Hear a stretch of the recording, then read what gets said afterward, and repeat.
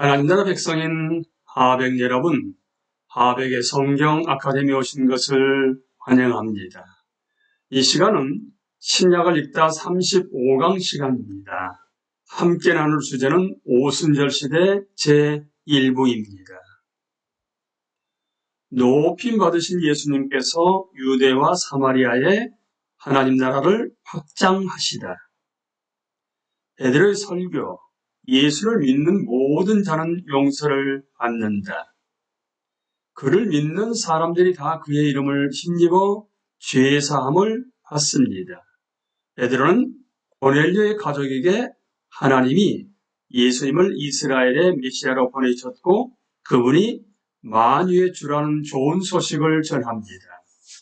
베드로가 제시한 복음의 내용을 살펴보면 빈 무덤, 그러니까 캐스켓, MT 책의 주요 주제들을 많이 담고 있습니다.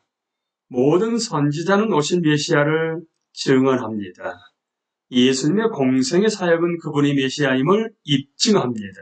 이제 예수님의 죽음과 부활을 통해 하나님의 약속이 성취되었습니다. 예수님께서는 제자들에게 하나님이 살아있는 자와 죽은 자의 재판장으로 정하신 자가 곧 이 사람인 것을 증언하게 하십니다. 베드로의 설교는 그를 믿는 사람들이 다 그의 이름을 힘입어 죄 사함을 받는다는 선포와 함께 절정에 달합니다. 이는 새 언약의 약속이 나오는 용어입니다.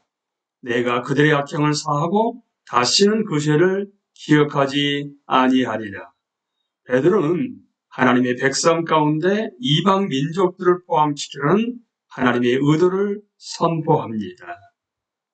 이방인들도 예수 그리스도와 그분의 대속 죽음을 믿으면 언약 공동체에 속하게 되고 그 언약의 징표로 세례를 받습니다. 믿는 자는 모두 성령을 받아 하나님 백성의 일원이 됩니다. 베드로가 이 말을 하는데 성령이 고넬료와 듣는 모든 자에게 임하십니다. 할례를 받은 믿는 자들은 이방인들이 우리와 같이 성령을 받는 것을 보고 놀랍니다.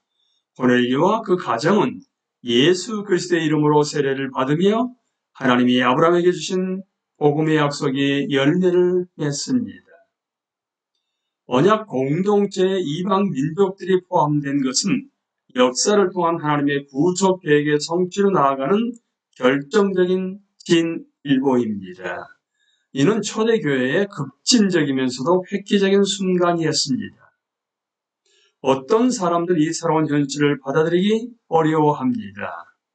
성장해가는 교회가 복음 안에 하나님이 뜻하신 바를 온전히 이루기 위해서는 양편 모두에게 지혜와 겸손 및 실질적인 양보가 필요했습니다. 유대인과 이방인들은 믿음으로 그리스도 안에서 하나가 됩니다. 양편 모두 그리스도의 대속 죽음이 필요함을 동일하게 고백합니다. 양편 모두 인종이 아닌 그리스도의 자신들의 새로운 정체성을 둬야 합니다. 로마인들은 자신들이 세상의 통치자이며 문화적으로 다스리는 자리에 있다고 봤습니다.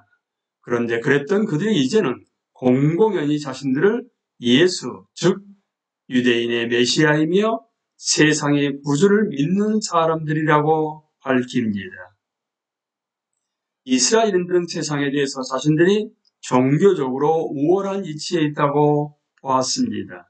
그런데 그랬던 그들이 이제는 스스로에 대하여 자기 죄를 포함해 세상의 죄를 위해 돌아가신 예수님을 믿는 자들로 공공연하게 밝힙니다. 겸손하게 두 집단은 회개하고 그리스도의 십자가에서 용서를 얻은 것입니다. 그들이 그리스도 안에서 공유한 정체성은 새로운 명칭, 즉 유의의 사회가 제자들을 지칭한 크리스티아노의 의미는 그리스도인들입니다. 그리스도인들을 이야기합니다. 초대교회가 이룬 이 가시적인 통합은 점차 불안해져가는 1세기 유대인들과 이방인들의 관계를 배경으로 환하게 빛납니다. 잠시 안디옥을 찾아보고 이 사건을 상기시키는 요약문인 제자들이 처음으로 그리스도인으로 불려짐에 대해서 함께 보십시오. 칼리큘라가 로마 황제로 통치하다. 그리스도를 믿음으로 이방인도 공동체에 속한다는 것은 로마의 황제의 통치라는 거짓 비전에 대한 매력적인 대안이 되었습니다. 예수님이 구주이시며 주님이시라는 선포는 점차 타락해가는 이방 세계의 진정한 소망을 제시합니다. 로마 사회의 타락과 부도덕성은 칼리큘라 황제의 통치 기간에 더욱 드러납니다. 가이우스, 율리우스 카이사르, 아우구스투스, 게르마니쿠스는 주 12년에 태어납니다.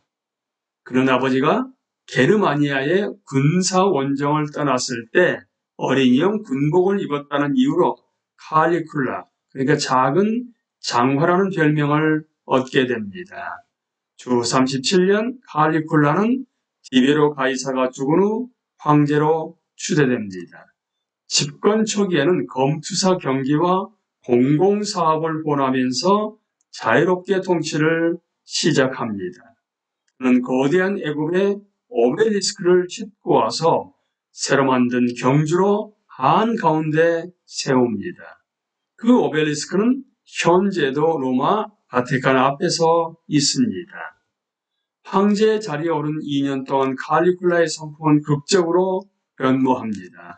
그의 성적 부도덕은 극에 이릅니다. 그의 계획은 점차 자신의 개인적인 명성에 치중합니다. 그는 헬레스폰토스를 건너간 아하수에로의 업적을 뛰어넘기 위해 대만을 가로지는 부교를 건설합니다. 그는 무작위로 정벽들을 죽이기도 하고 한 번은 자신이 지류됐다는 이유로 관중 가운데 특정 구역에 있는 모두를 경기장에 넣으라는 명령을 내리기도 합니다. 그는 다양한 신이나 반신처럼 옷을 입고 대중 앞에 나타납니다. 그는 심지어 자신을 신으로 지칭하고 공문서 예주 피터, 그러니까 제우스라는 이름으로 서명하기 시작합니다. 주 40년 칼리큘라는 자신을 신으로 섬기기를 거부한 유대인들에 대한 처벌로 예루살렘 성전에 금으로 만든 자신의 신상을 세우라고 명합니다. 엄청난 저항과 간청이 이스라엘 전역에서 퍼져 나옵니다. 수천 명이 가이사라에 있는 총독의 관저 주위에 모여 성전이 더럽혀지니 차라리 죽여달라고 합니다. 수리아 지역 로마 총독인 푸블리오 페트로니우스는 수많은 사람의 생명을 살리기 위해 용감하게 황제의 칙령을 거절합니다. 칼리큘라는 황제의 칙령을 지체했다는 이유로 페트로니우스를 처형하라는 편지로 답합니다. 하지만 하나님의 섭리로 칼리큘라의 공문을 전달하던 자들이 폭풍을 맞아 배에서 3개월을 지체하게 됩니다. 반면에 칼리큘라가 주 41년 초반에 암살되었다는 소식을 가져온 운반원은 수월하게 항해를 했습니다.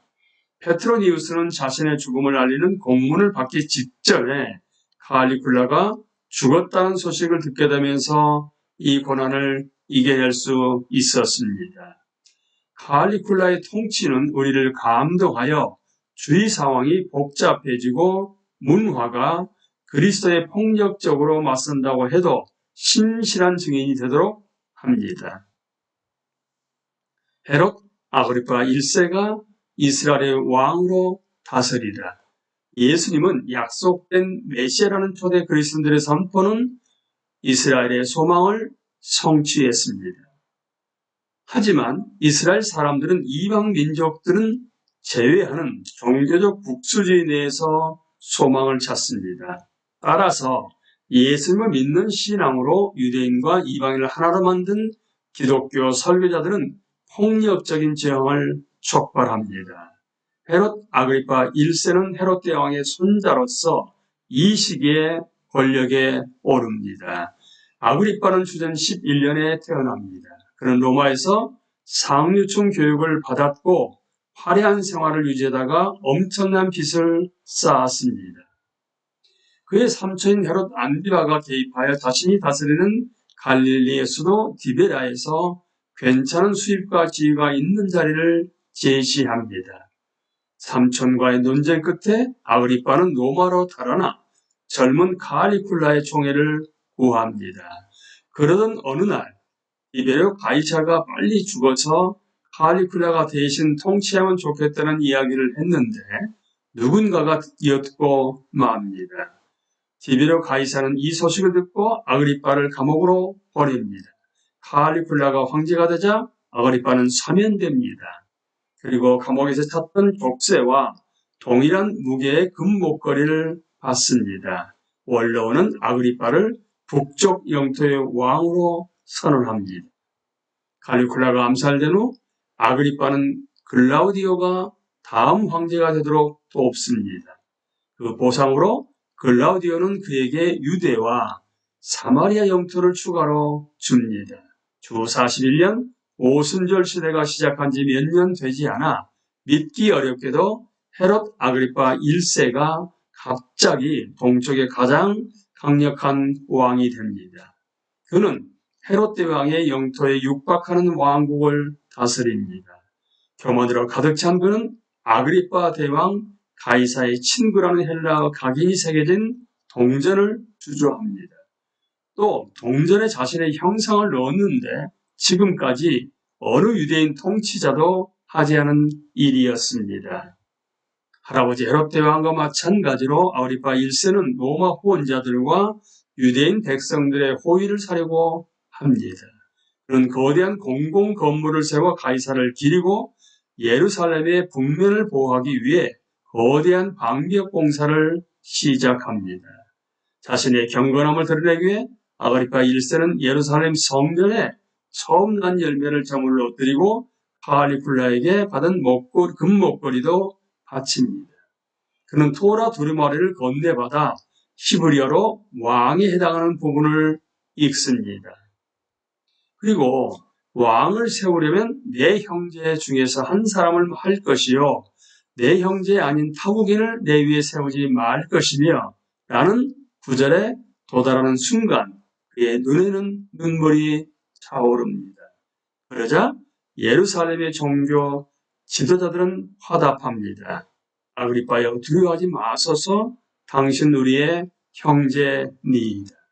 또한 아그리빠는 교회를 핍박함으로써 종교 지도자들의 환심을 삽니다. 박해가 발발하면서 야고보가 죽고 베드로는 옥에 갇히게 됩니다. 강의를 마치겠습니다. 감사합니다.